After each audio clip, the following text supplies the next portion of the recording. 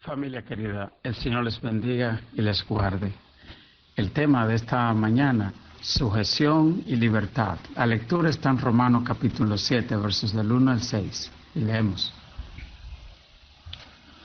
¿Acaso ignoráis, hermanos, pues hablo con los que conocen la ley, que la ley se enseñorea del hombre, entre tanto que éste vive? Porque la mujer casada está sujeta por la ley al marido mientras éste vive. Pero si el marido muere, ella queda libre de la ley del marido. Así que si en vida del marido se uniere a otro varón, será llamada adúltera. Pero si su marido muriere, es libre de esa ley. De tal manera que si se uniere a otro marido, no será adúltera. ¿Qué está diciendo Pablo acá? Pablo está hablando de una ley, la ley del pecado, la ley que señalaba al hombre como pecador, la ley que nos enseñaba y nos decía, no matarás, no robarás, no dirás falso testimonio, y la ley de repente nos hacía cada uno de nosotros merecedores del castigo, porque la Biblia dice, todos pecaron. Pero Pablo dice, pero hay algo, la ley pierde poder cuando se produce una muerte. Por ejemplo, si usted tiene una deuda muy grande de una casa, ¿qué pasa cuando usted muere? Bueno, usted si ha tomado un préstamo en un banco sabe que los bancos te ponen un seguro, porque dicen, si tú mueres, ya yo no puedo irte a cobrar a la tumba, y en el momento que tú mueres, esa deuda ya no te puede perseguir. El seguro se tiene que encargar de eso, si no se va a quedar así, porque cuando alguien muere ya no hay deuda que cobrarle. Y entonces eso es lo que está diciendo Pablo. Dice, cuando uno acepta a Cristo, uno se convierte en nueva criatura y la ley del pecado ya no tiene poder en ti. Tú estás muerto a esto. Y yo quiero decirte dos cosas acá. Uno es que los muertos resucitan. Satanás, de cosas que han muerto, que estaban en el pasado, a él le gusta revivirla y traer unos zombies del pasado y te hacen una llamadita.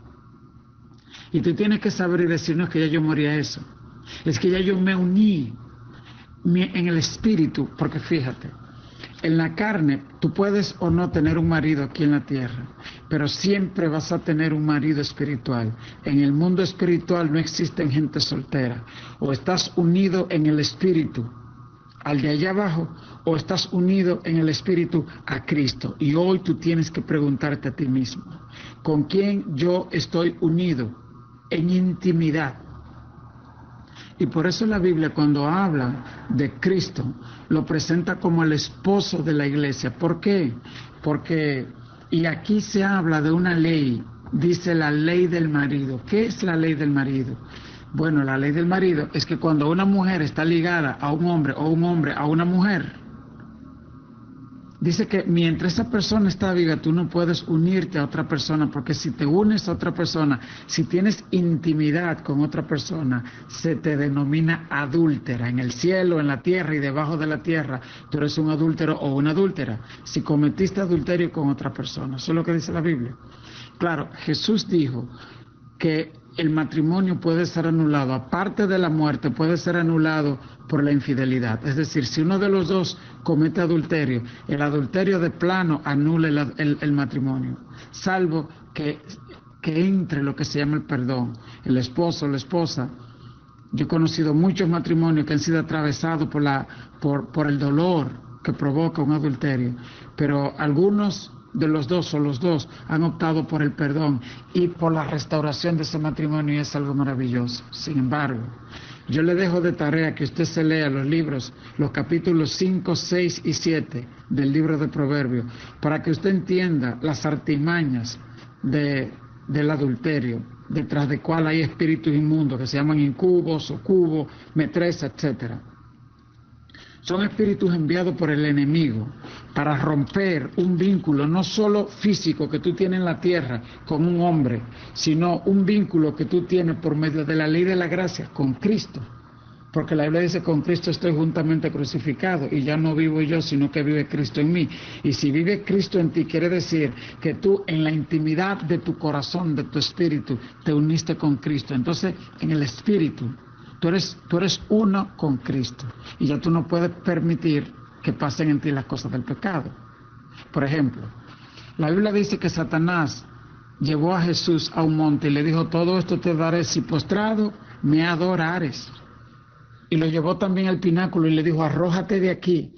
Y yo le explicaba en estos días que Satanás hace eso con los hijos de Dios. Cuando lo ve limpio y tal cosa, le dije, mira, arrójate de aquí, tírate con esa, acuéstate por allí, ve, ensúciate, revuélcate como los cerdos. Y a Cristo le dijo, todo esto te haré si postrado me adorares. Y Jesús le dijo al Señor tu Dios, adorarás y a Él solo servirá. ¿Por qué? Porque Satanás básicamente estaba invitando a Cristo a cometer adulterio espiritual, honrando a Satanás, a las cosas de este mundo, en vez de a Dios. Y Jesús le dijo, al Señor tu Dios adorarás y a Él solo servirás. Esa es una verdad que aplica para nosotros. Y debemos tener cuidado que nuestra intimidad espiritual sea única y exclusivamente con el Señor, ante quien se doblará toda rodilla.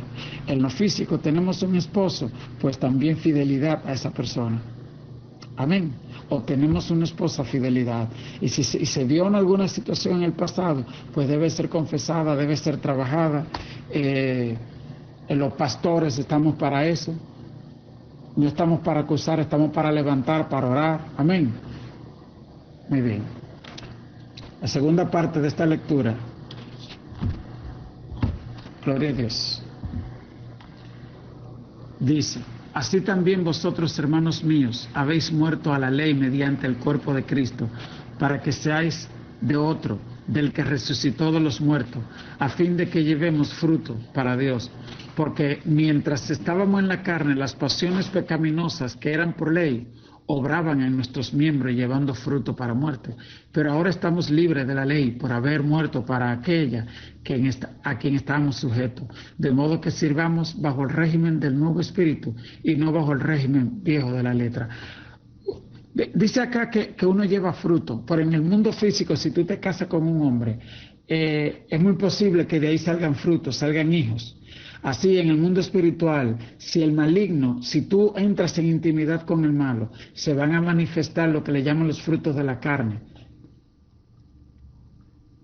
o las obras de la carne, que son herejías, contienda, disensión, lujuria, pleito, envidia, contienda, ira, etcétera. Si eso se está manifestando en tu diario vivir, porque un día puede pasar algo, pero ahí tú tienes que identificar que tú estás unido a quien, o sea, esos hijos que se están viendo en la carne, ¿se parecen a alguien? ¿Se parecen a Cristo? Bueno, entonces los que se parecen a Cristo, dice la Biblia, en Gálatas 5, que son gozo, paz, paciencia, benignidad, bondad, fe, templanza, amor. Si tu carácter diario manifiesta eso, ya tú sabes que en tu espíritu tú estás unido a Cristo. La ley entonces nos fue dada por Dios para reflejar su santidad. Pablo no acusa a la ley de ser dañina, ni sostiene que debe ser abrogada para siempre. Es el pecado lo que domina y controla al hombre, al punto que carece de poder para cumplir cabalmente la ley, es decir, la voluntad perfecta de Dios. De hecho, hace lo que es contrario a los requisitos de la ley. Para el que vive en sus pecados, la ley se constituye en una herramienta de muerte, porque plantea un estándar que él no puede alcanzar. Sin embargo, así como una mujer queda libre de las obligaciones del matrimonio si el marido muere, de igual forma Dios habilitó un camino para librarnos de la ley. Su nombre es Jesucristo, nuestro Redentor. No es fácil cumplir con todos los requisitos de la ley a cabalidad. Para los fariseos no había nada más importante que cumplir la ley literalmente. Además, no tenían parámetro correcto para medir su cumplimiento. Pablo señala que los que han participado de la muerte con Cristo han muerto a la ley, y la nueva vida en Cristo se manifiesta en sus vidas. Y ya nos reciben, aleluya, a esa canción linda que dice, ya no soy esclavo del temor, así que nosotros tampoco somos esclavos de las obras de la carne. Lo que antes era ya no soy, nueva criatura en Cristo soy. Si alguno, yo quiero que tú te pronuncies libre hoy por la sangre del Cordero de Dios. Todo pasado, toda página inmunda sea arrancada en esta hora de tu libro y se inscriba en una nueva página. Hoy se inicia, aleluya, una nueva relación de intimidad con Cristo tu Señor, en el cual Él es esposo en tu espíritu y a Él somos fieles, a Él obedecemos. Amado Señor, te ruego que tengas piedad de mí. Aunque tú me has hecho libre de la ley, sigo sirviendo bajo el régimen viejo de la letra y uso la ley para juzgar a los demás. Te ruego que me concedas la gracia del Espíritu Santo que me permite disfrutar de la vida en plenitud y ayúdeme a servir a Dios de corazón y dar los frutos del Espíritu. La historia de hoy se titula La única solución al problema del hombre. A pesar de que Atenas ya era conocida como la ciudad de la filosofía en la época del apóstol Pablo, ningún personaje importante ni filósofo podía responder a la pregunta del pecado y su consecuente muerte. Por eso, los epicúreos que estaban a favor del placer alentaban a la gente a disfrutar de la vida sin pensar en sus implicaciones.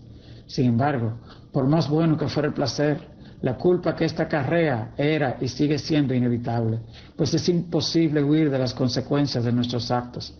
En contraposición, los estoicos enseñaban a comportarse bien y a no pecar en lo posible.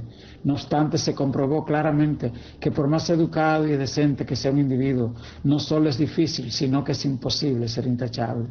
Por eso, el cristianismo fue una solución inimaginable para el hombre inmerso en la desesperanza. La cruz de Jesucristo, el Hijo de Dios, es la única solución para resolver este problema.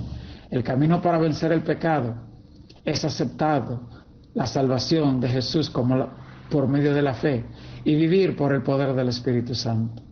Como Jesús resucitó y está vivo, ya no tenemos que temer a la muerte, que es la consecuencia directa del pecado, y nuestras vidas tienen sentido gracias a que Él sostiene nuestro presente y nuestro futuro y redimió nuestro pasado. En esta época turbulenta en la que vivimos, debemos aferrarnos al Evangelio, que es la verdad y que no cambia con el tiempo. Buenos días, Dios les bendiga, familia, otra vez con cada uno de ustedes. Y la palabra de hoy habla de sujeción y libertad. Le damos gracias al Señor por la libertad que Él está operando en nuestras vidas cada día a través del aprendizaje de su palabra. Que podamos poner en práctica la palabra del Señor y vivirla, porque ella traerá libertad cada día a nuestras vidas. Dios les bendiga y Dios les guarde.